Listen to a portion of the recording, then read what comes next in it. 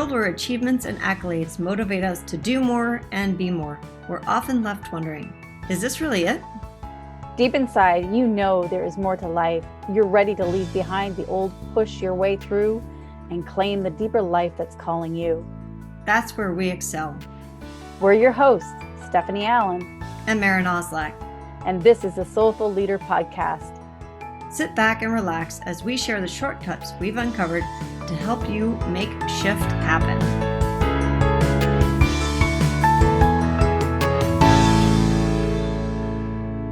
Hi, welcome to the Soulful Leader Podcast. This is Stephanie, and I'm here with Maren. And there's been something that's been percolating in our hearts as soulful leaders. There's been such a, and we've mentioned this a few times, but there's been such a striving, pushing to reach the next level and to measure ourselves as good enough by what we do instead of who we are. And there's been an interesting shift that I've noticed internally with myself, but also with those around me, that all of a sudden it's hit like a ceiling and people are saying, I'm missing that awe factor in my life. Like, I don't want to work more or harder, but I do want to make an impact. And I have no idea how to measure that. And I am looking and longing for motivation and reason for being to get out of bed in the morning. Can you help us? And that's something that I love to do. And it's also something that is percolating in my own heart too.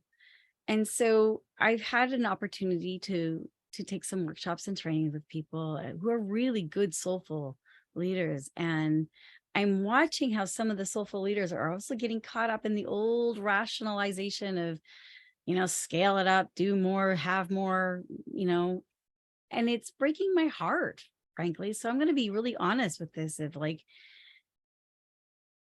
what if it isn't here that we're here to do more?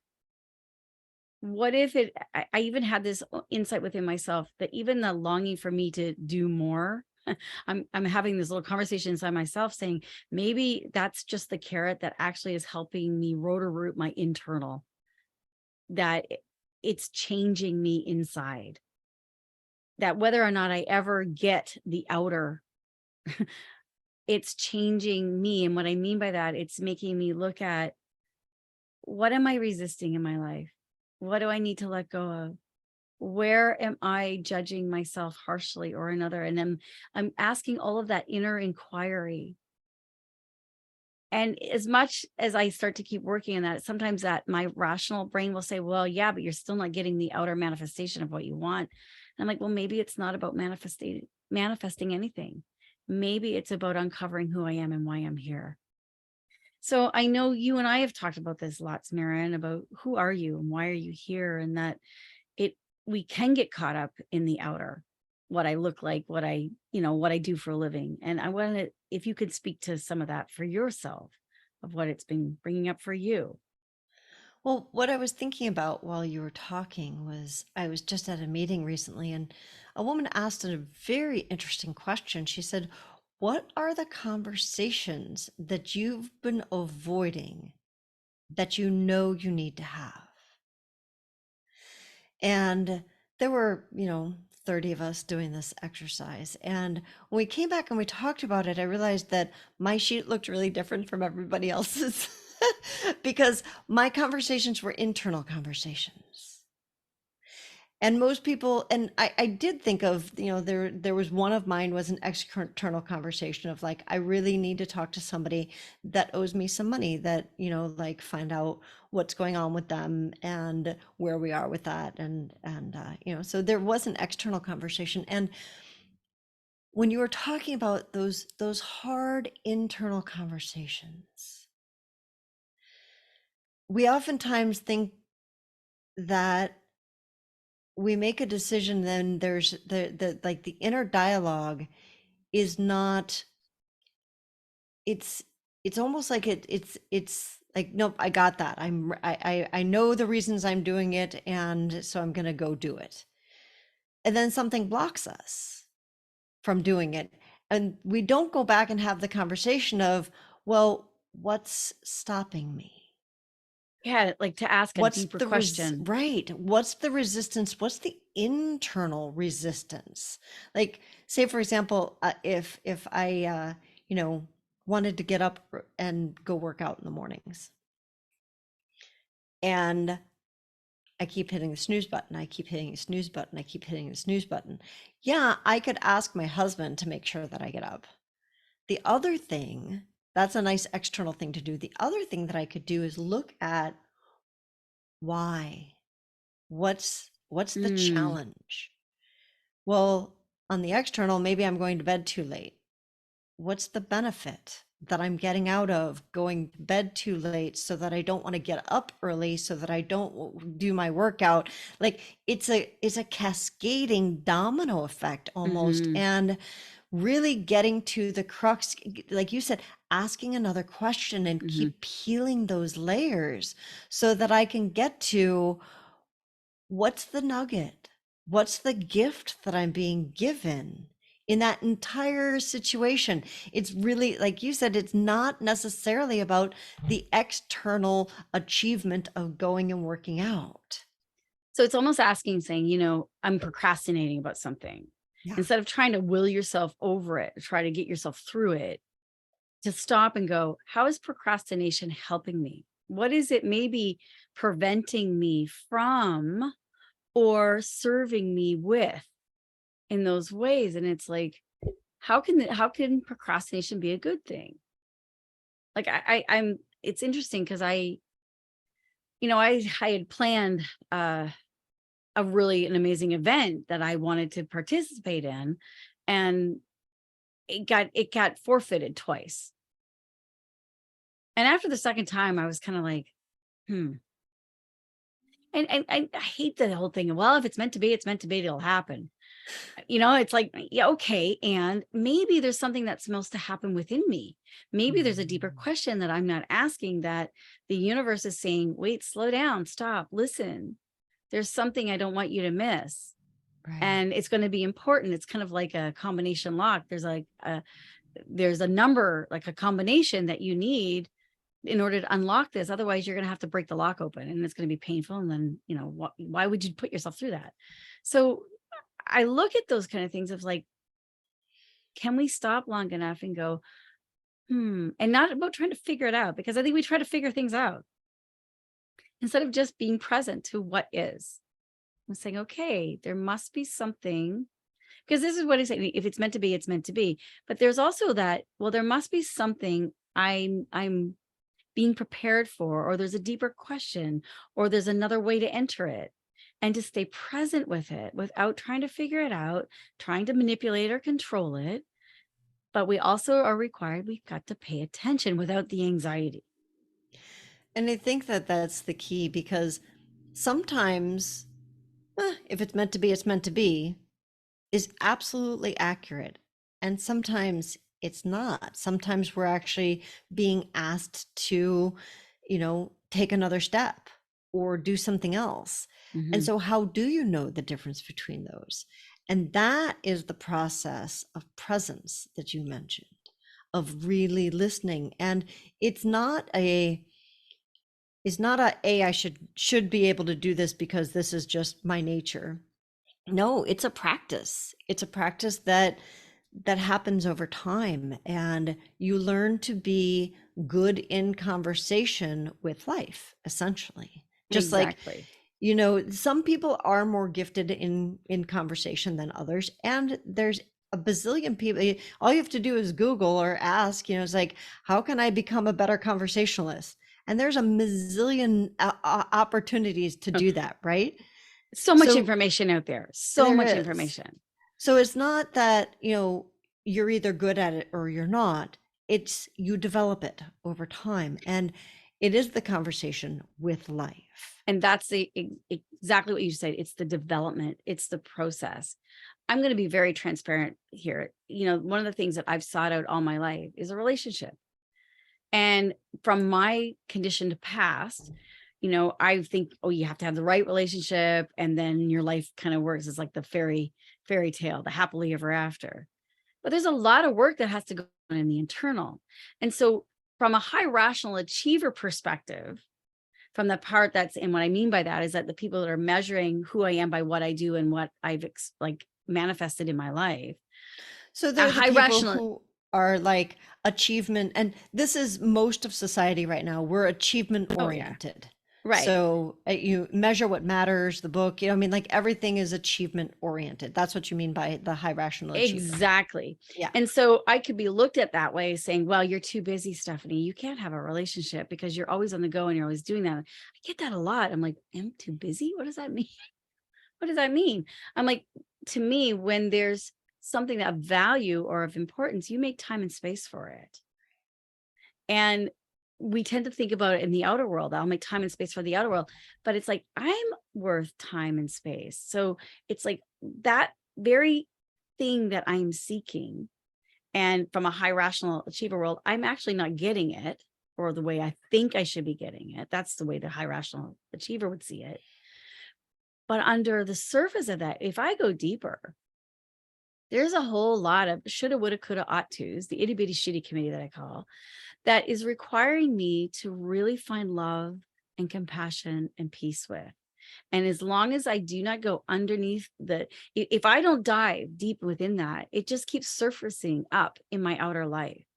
And this is the benefit of diving deep in there. And it's like, sometimes I think the very goal or dream or ideal that I have, it's not about really manifesting it. Right. This is the realization I had this weekend when I practice it. I'm like, maybe it's not really about manifesting it at all. Maybe it's about having it so that I'll keep diving deeper and deeper and deeper. Because I know on a spiritual path, it's not what you do in the outer world that changes you or the world. It's what you do on the inside.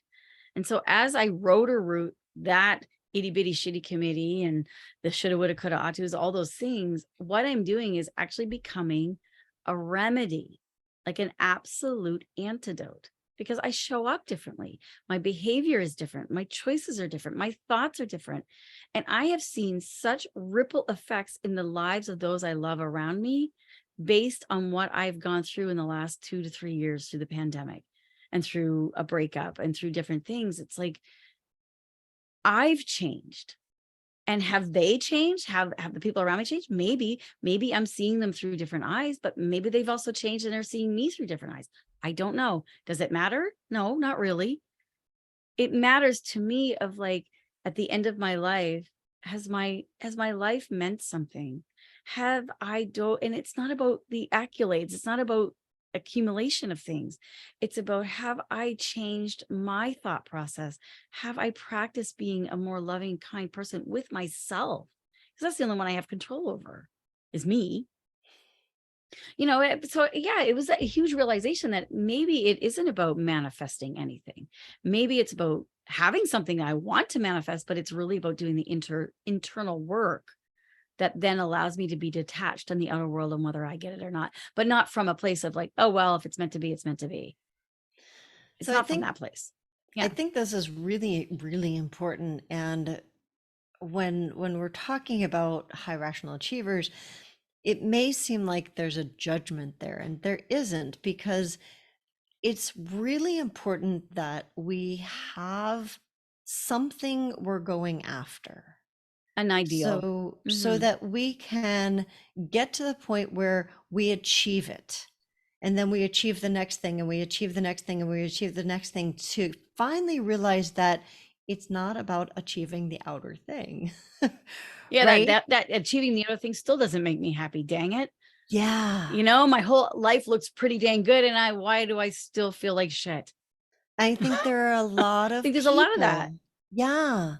I think there are a lot of people, especially leaders, because leaders tend to be the people who are not just the rational achievers, like I will achieve that, but like the high rational of like, it's like we are the people, and I include myself in as one of those, like we know how to harness our will.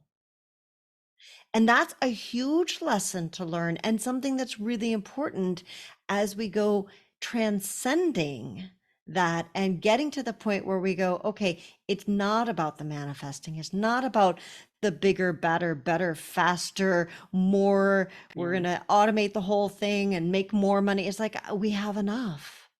I've We gotten to the have we point. have more than enough. More But than what enough. we've neglected is that internal. I say you could read all the books you want on confidence and self-esteem and self-love.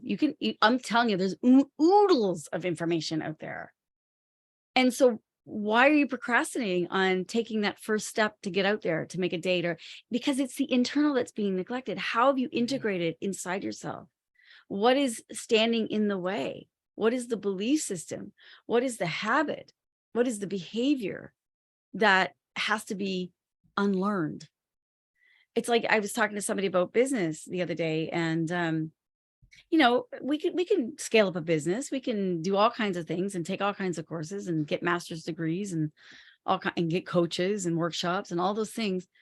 But if you don't have inner confidence, if you don't have a belief in the unknown, that, no matter what, you've got that fortitude inside of you, or you've got the willingness to be able to accept help and actually even ask for help and get it, nothing's going to change in the outer world. I don't care how much PhD you have or letters XYZ you have after your name. To live it is a different story. And that's to integrate it and make it whole. So how do you do that? How does one do that? Yeah.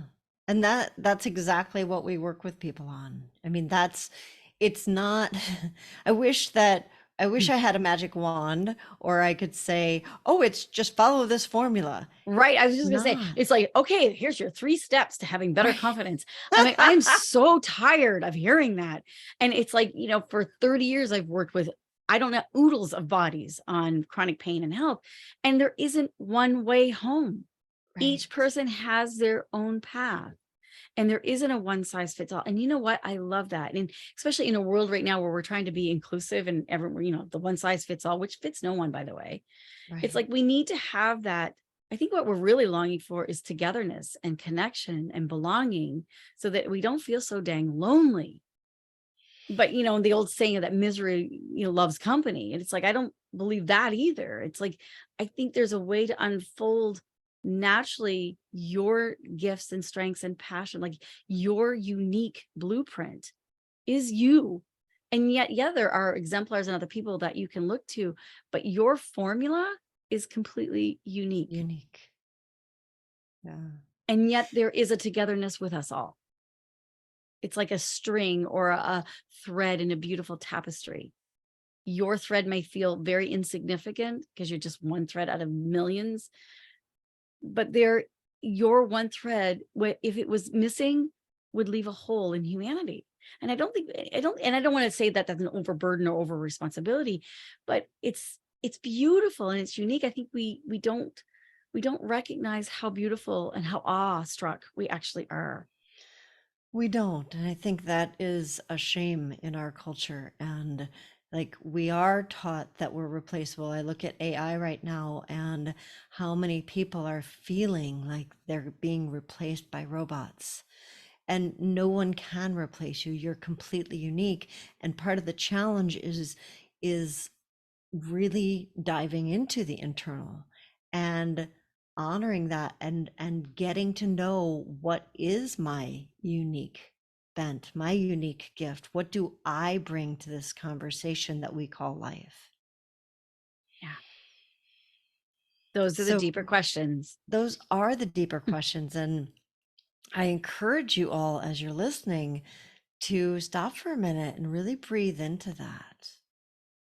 And we do, one of the things that I fail to mention on a regular basis is on our website, we do have a free download. So if you're interested in looking at a couple of the things that could help you to go a little bit deeper, go ahead to our website and you can download it there. You will need to sign up for our email list. If you don't want an email from us, then just unsubscribe, right? Get the download and unsubscribe, or get our emails, which is basically, for the most part, notifications that our podcast is dropped. So you'll get the first notification that our podcast is dropped. You can also find us on social media, on LinkedIn and on Facebook, and now on YouTube. So we'll look forward to, maybe you'll be joining us on our email list, and otherwise we'll see you on social media, or we'll see you next week here on the Soulful Leader podcast.